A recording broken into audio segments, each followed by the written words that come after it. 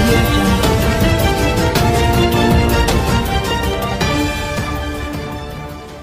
రావాలనే ఉద్దేశంతోనే నీటి ప్రాముఖ్యత చెప్పడం కోసమే ఆ రోజు గోదావరి పుష్కరాలు చేశాం. మొన్న సంవత్సరం మనం కృష్ణా పుష్కరాలు చేశాం.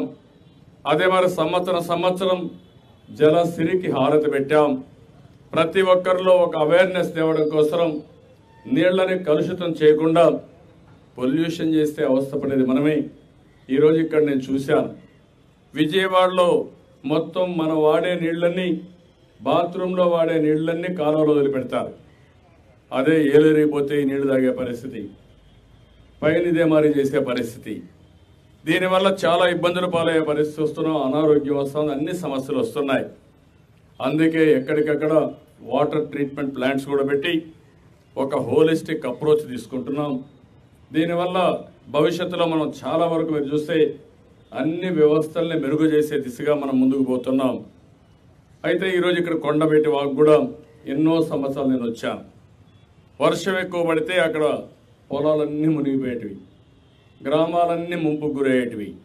అలాంటిది 237 కోట్ల రూపాయలు ఖర్చు పెట్టి ఇప్పుడు అక్కడ ఏమాత్రం కూడా ఇబ్బంది లేకుండా ఎంత వర్షం పడినా ఆ నీళ్లు లిఫ్ట్ చేసే విధానానికి శ్రీకారం చుట్టాం. అది కూడా పని అంతా అయిపోయి తొందరలో ఇనాగరేట్ చేస్తున్నాం. నల్లమడ డ్రైన్ కూడా చాలా వరకు 180 కోట్ల రూపాయలు ఖర్చు పెట్టి దాన్ని కూడా పూర్తి చేసే పరిస్థితికి వచ్చాం.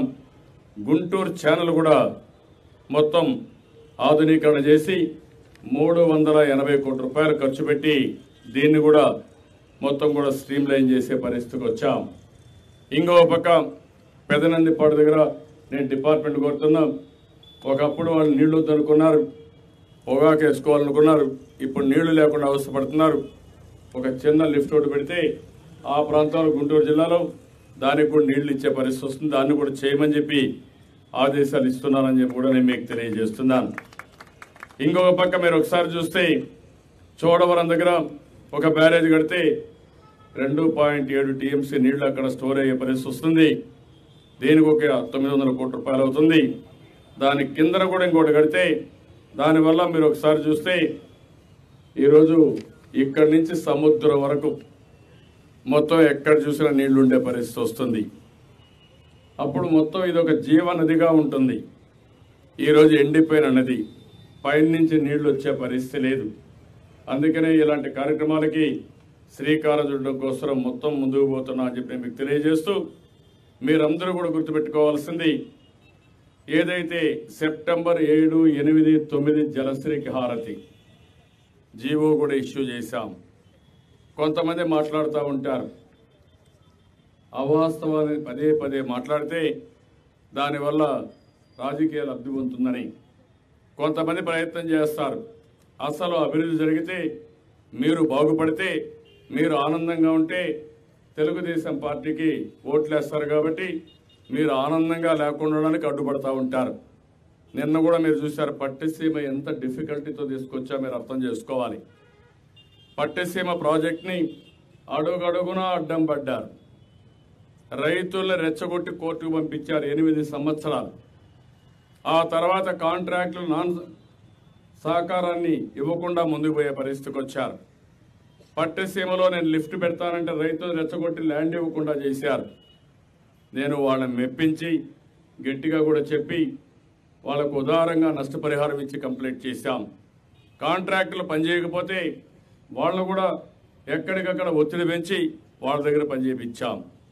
నేను నీళ్లు తీసుకొస్తే ఈ యొక్క వైఎస్ఆర్ కాంగ్రెస్ నాయకులు చూస్తే ఏదైతే రైట్ మెయిన్ కెనాల్లో కూడా బ్రీచ్ చేశారు, అది కూడా భరించలేకపోయారు. ఆ నీళ్లు వస్తే కూడా భరించలేక బ్రీచ్ చేసే పరిస్థితికి వచ్చారు.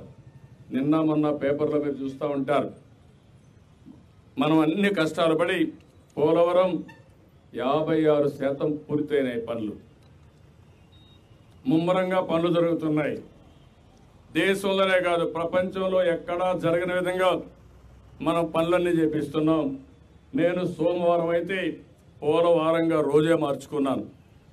పోలవరం పూర్తయ్యే వరకు, ఈ రాష్ట్రం పూర్తిగా సస్యశ్యామలం అయ్యే వరకు, ఈ రాష్ట్రంలో ప్రతి ఒక్కరికి నీటి సమస్య పరిష్కారం అయ్యే వరకు నేను రాత్రింబగళ్ళు పనిచేయాలి, డిపార్ట్మెంట్ పరిగెత్తించాలనే ఉద్దేశంతోనే ఈరోజు సోమవారం పోలవరంగా మార్చుకోవడమే కాదు, అక్కడి నుంచి ఎక్కడికక్కడ నీరు ప్రగతి టెలికాన్ఫరెన్స్ తీసుకున్నాం.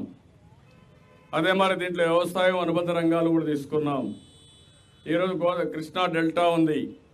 కృష్ణా డెల్టాలో మీకు బ్రహ్మాండమైన దిగుబడి వచ్చింది, సమయానికి నీళ్లు వచ్చాయి. కానీ బెనిఫిట్ వచ్చిన వాళ్ళు మీరు మాట్లాడడం లేదు, కానీ అపోజిషన్ పార్టీ మాత్రం విమర్శిస్తారు. ఇది ఎక్కడ న్యాయమని నేను అడుగుతున్నాను.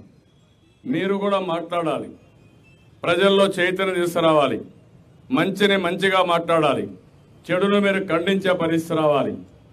ఒకప్పుడు మీరు ఒకసారి చూస్తే ఈ ప్రాంతం ఒకప్పుడు కృష్ణా డెల్టా, అలాంటి డెల్టా ఉప్పు నీళ్ల ప్రాంతంగా మారిపోతుందని భయపడే సందర్భంలో మళ్ళా సస్యశ్యామలం చేశాం, నీళ్లు తీసుకొచ్చాం. ఇప్పుడు ఎక్కడ కూడా మీకు ఇబ్బంది లేకుండా మీరు మొత్తం పూర్తి చేసే పరిస్థితికి వచ్చాం. పోలవరంలో మొన్నే డయాఫామ్ వాల్ అంటే భూగర్భ జలాశయం, ఒక్కొక్క దిక్కడ నీళ్లన్నీ ఇంకిపోకుండా లేకుంటే ఎక్కడికక్కడ వెళ్ళిపోకుండా ఎంతవరకు లోతు గట్టిగా ఉంటే అంత త్వరగా పోవాలని త్వరగా పోతారు. అలాంటిది దగ్గర 100-150 మీటర్లు, 300 వరకు 300 అడుగులు. ఏంటండి వీడియో నచ్చిందా? అయితే ఓ లైక్ వేసుకోండి, లేదంటే ఓ కామెంట్ చేయండి. ఎప్పటికప్పుడు మా వీడియోస్ చూడాలంటే సబ్స్క్రైబ్ చేసుకోండి.